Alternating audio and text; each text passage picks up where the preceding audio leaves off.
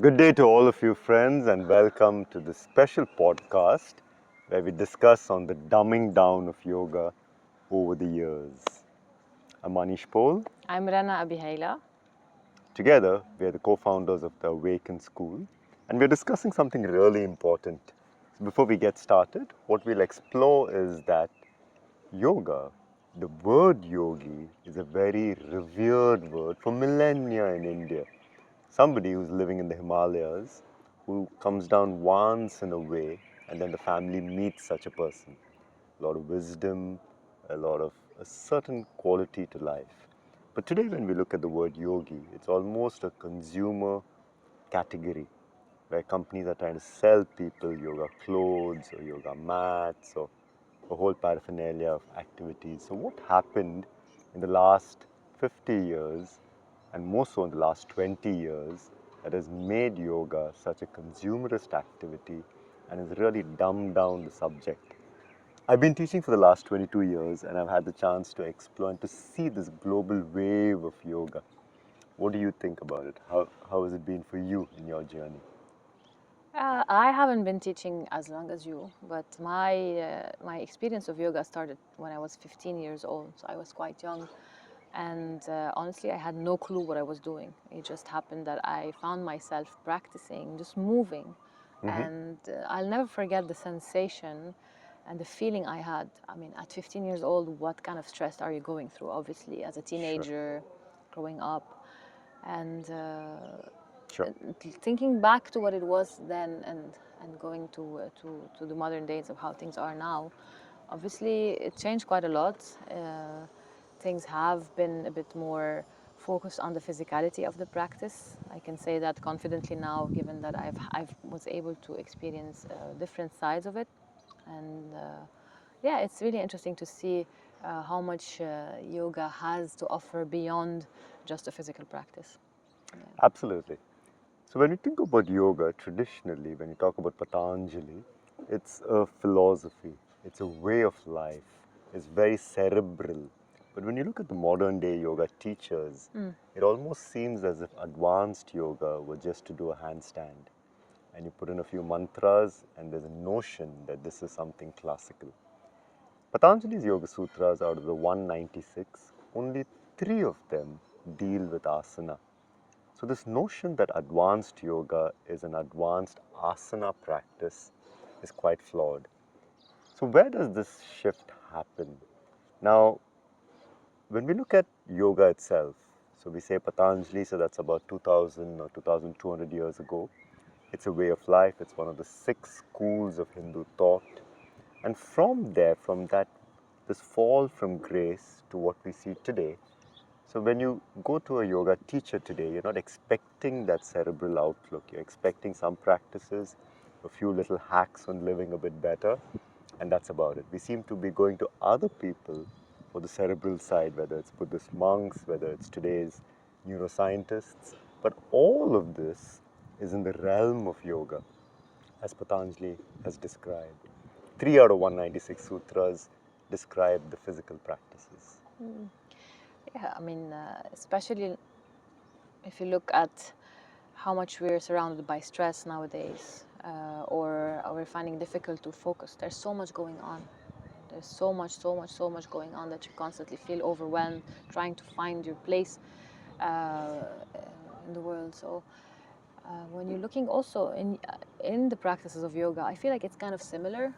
Yep, There's so much going on, you don't even know where to go. And obviously, the sutras is one reference to go to, but what is really the reference to the sutra giving me as a practitioner? sure. 100%. You know, like one out of 3 out of 197 are focusing on the physical movement. One is on the seated asana. But again, what is the real message of life? What are we really looking to do? A simple Sure. question: when was the last time, for example, when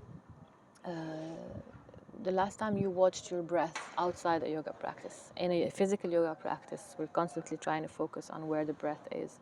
Or a meditation Or a practice. meditation, obviously, when we say yoga, I think you and I Yeah, agree on the fact that yoga embodies everything. It's not just a physical movement, but sure.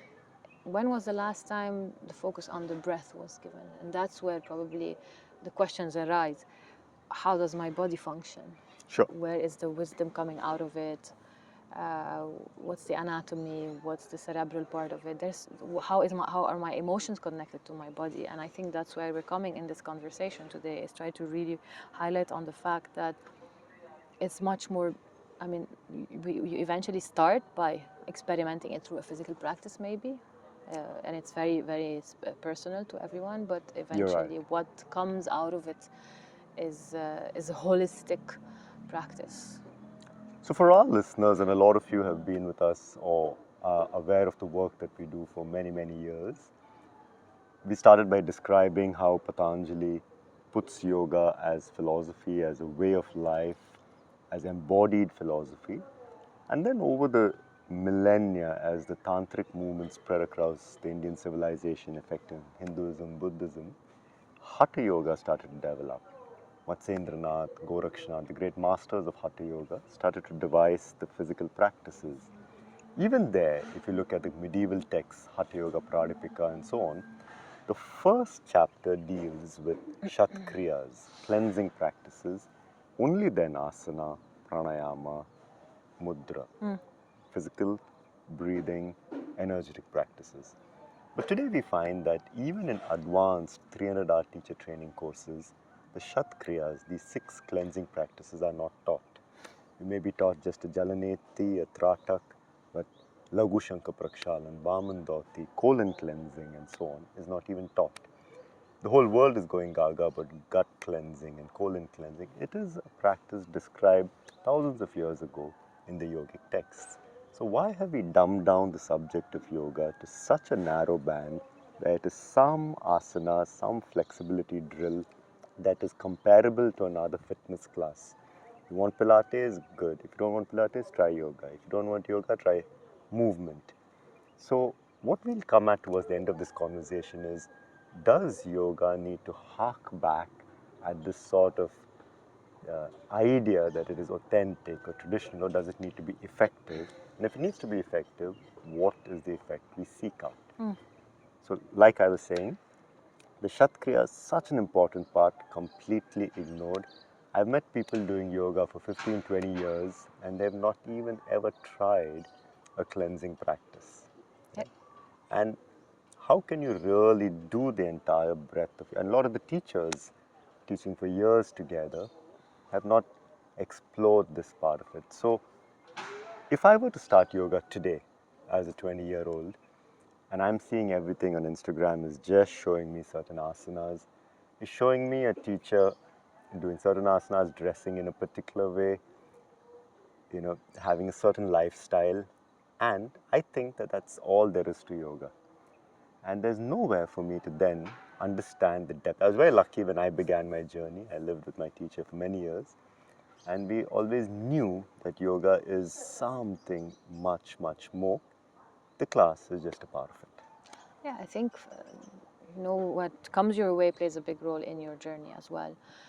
It's like anything you're discovering in life. We were discussing earlier about how, let's say, you step into a supermarket and you're trying to make changes in nutrition. And the reason why I'm choosing nutrition, because obviously Everybody cleansing relates. cleansing the shatkriyas is also part of cleansing your gut, and your gut is very much linked to what you put in your system. So when you're stepping into a supermarket and you are there to get, you have 5 minutes, you're gonna grab whatever is easier, faster, because it suits your lifestyle, it's something that's convenient. But what we're trying to highlight on, and I think the benefit of the shatkriyas primarily is, why are they important, is because they actually provide you with a way to cleanse your body, your mind. Obviously, I will talk about them more in detail. I'm missing the point that I was trying to make, but I'll come back to it. Two things actually that I was trying to highlight on. The first one is why the shatkriyas are important, because they actually help you better connect with who you are as an individual. So, for example, you're brushing your teeth every morning for a reason, because you don't want to get It's cleansing. bad, like caries or You take a shower every day because you know that there are certain bacteria that are accumulating on your skin. You wash your hair because there's exactly the same concept happening on and on and on. And it's the same thing when it comes to your internal physical body parts. And that's what we're trying to highlight on how do you cleanse that gut, the nasal passages, your optical sides, using different techniques that are so simple to apply at home, but they are the basics and the principle. It's like a child. You're Yeah, raising a child with certain sure thing. values to live a certain way, like by showering, brushing their teeth, and these are the same things. And going back to Yeah, the example of the supermarket, uh, it's actually an analogy to what yoga is.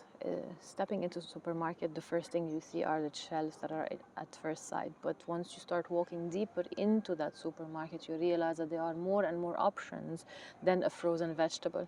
You can buy a fresh vegetable that has more nutritious value, that has the right elements that are going to properly feed your body, and even the micro uh, the the the gut, the bacteria, yeah, microbiome. the microbiome that actually needs the natural elements and So you're without saying that preservative.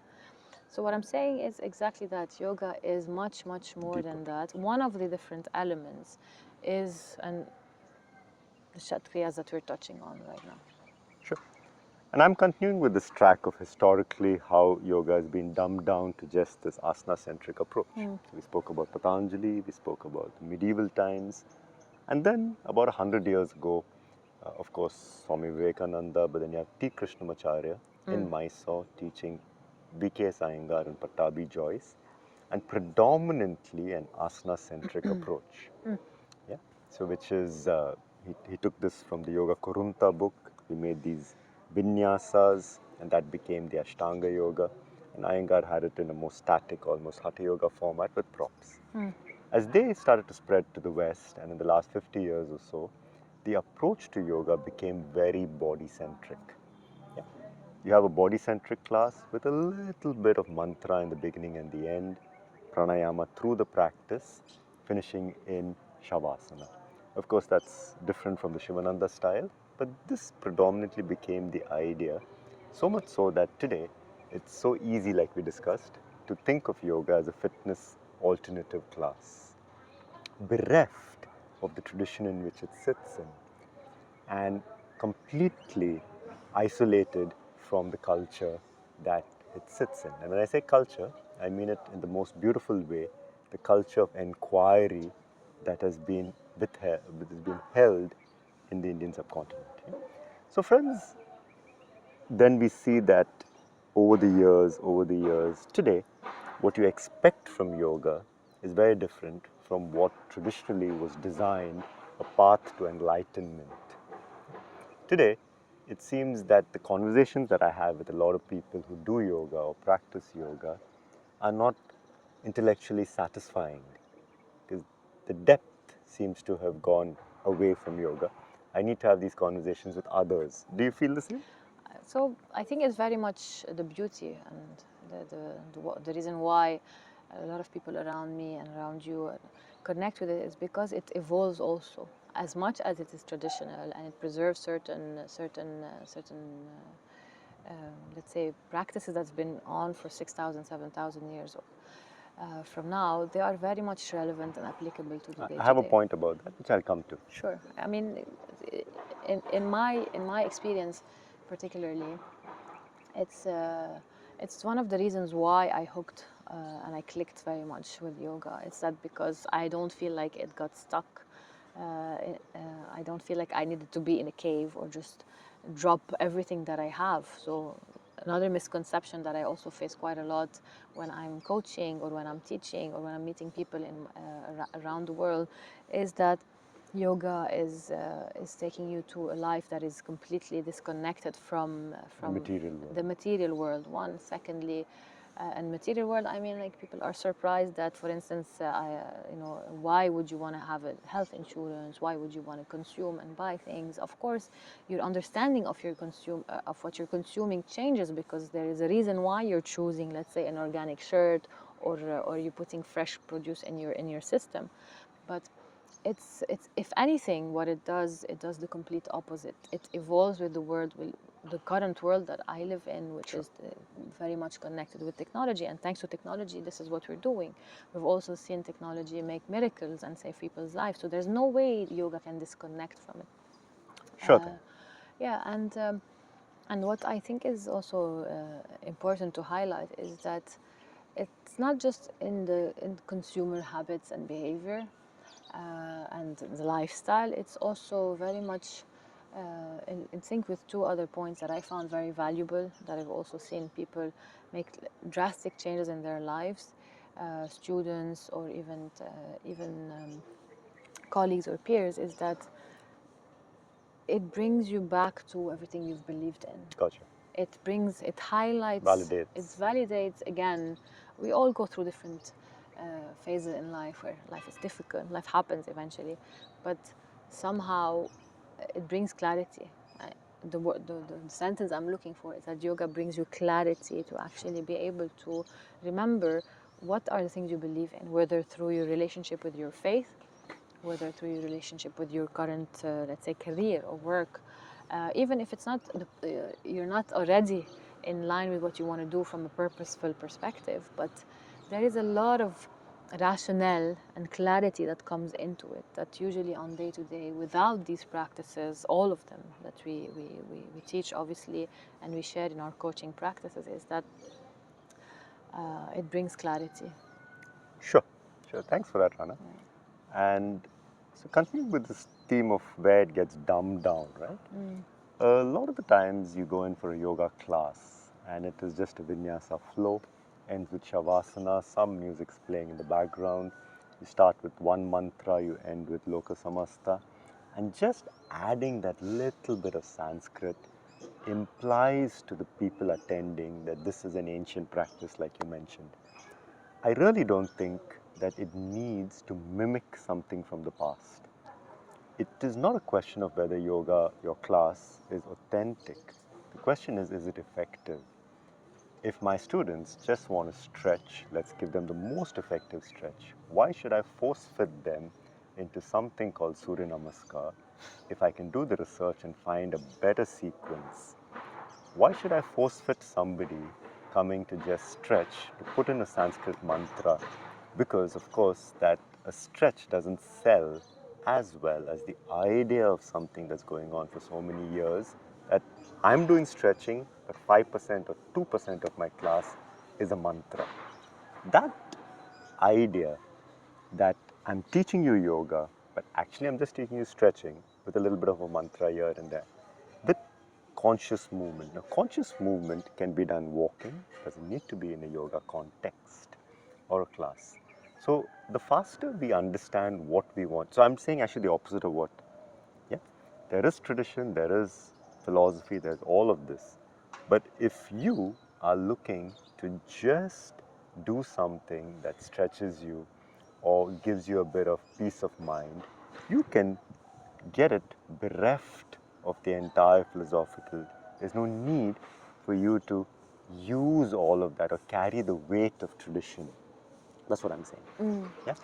The idea that, say, I teach Ashtanga yoga and I do a little bit of a mantra in the beginning, and then I'm trying to tell you that this is traditional yoga. It's 100 years old.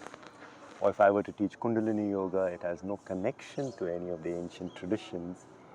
But I don't need it to have a connection, in my opinion. Kundalini yoga works beautifully for so many people. That's all that's required. I don't need to tell people that this is very ancient, therefore try it.